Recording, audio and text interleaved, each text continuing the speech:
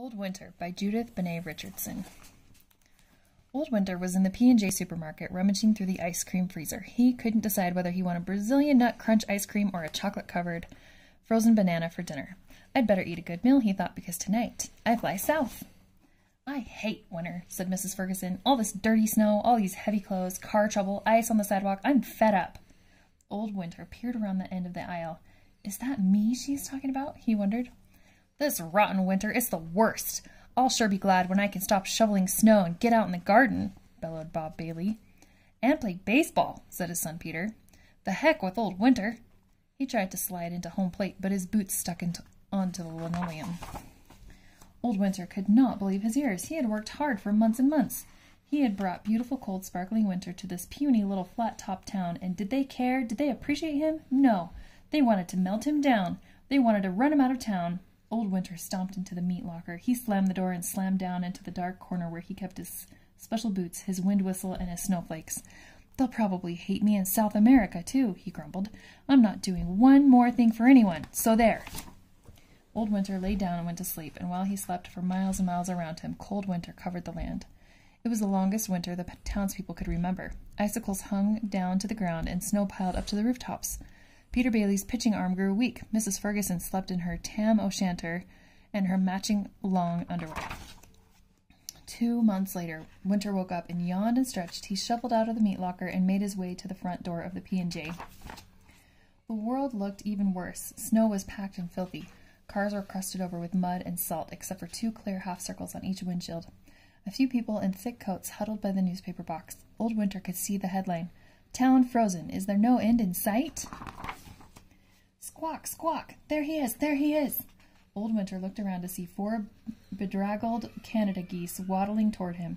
Their white neck feathers were dirty and their long gray wings dragged in the slushy snow. Hiss, hiss, the geese stuck out their necks at Old Winter. What's the matter with you? Said Old Winter crossly, but he edged away from their beaks.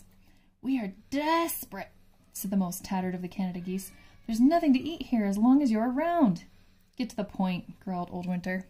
We beg you, sir, to please, please take your leave the way you always have done.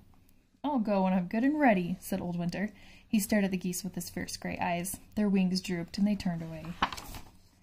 Suddenly, Winter noticed a woman dressed in a bright green t-shirt get out of a shiny yellow car. No, don't come out yet, she said to the 2 children still in the back seat.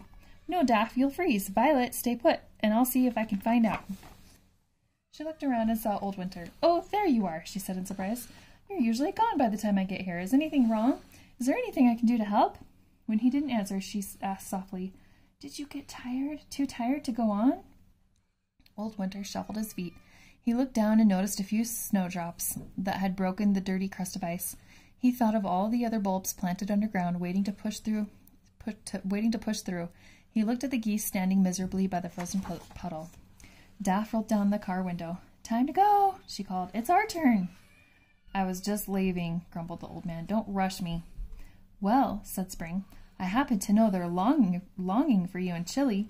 The plants are getting worn out from flowering so much, and those spectacled bears will get grumpy if they don't get their long winter sleep. The world needs us, Old Winter, and we've just got to keep going, whether we like it or not. Winter remembered how much he liked to visit South America, and how exciting it was to scatter the first few snowflakes over the pampas. He ran back to the meat locker to get his boots. He picked up his bag of snowflakes and his wind whistle. With one mighty stride, he was out of the parking lot and on his way. So long, called Daff as he bounded over her head. Old Winter waved back with a blast of sleet. Daff jumped behind the car. The Canada geese looked up, startled. Hink, hink, hink, questioned one of the geese. A honk, called another. All over town, people looked up. A warm breeze wafted over the parking lot. An icicle fell with a crash off the side of the P&J. Then it rained. After 3 days, the sun shone out from behind a cloud. Play ball, cheered Peter. No more boots, hooray for cleats. He practiced his swing so hard that he fell in a puddle. Yes, spring is finally here, whined Mrs. Ferguson, and so is the mud. My driveway is a swamp. Washed away all my topsoil in one night, dag-nabbit, said Bob Bailey. Some people are never happy, said Daff. You can't grow anything without a little rain, said Violet. Spring took some seed packages from the rack just inside the open door of the P&J. What are you going to plant? Asked Bob. Oh, a little bit of everything, she answered. She winked at the Baileys and headed for the door. Then spring drove off to the north, scattering seeds in every direction. And far away in Argentina, the first snowflake drifted down onto the feathery grass of the pampas.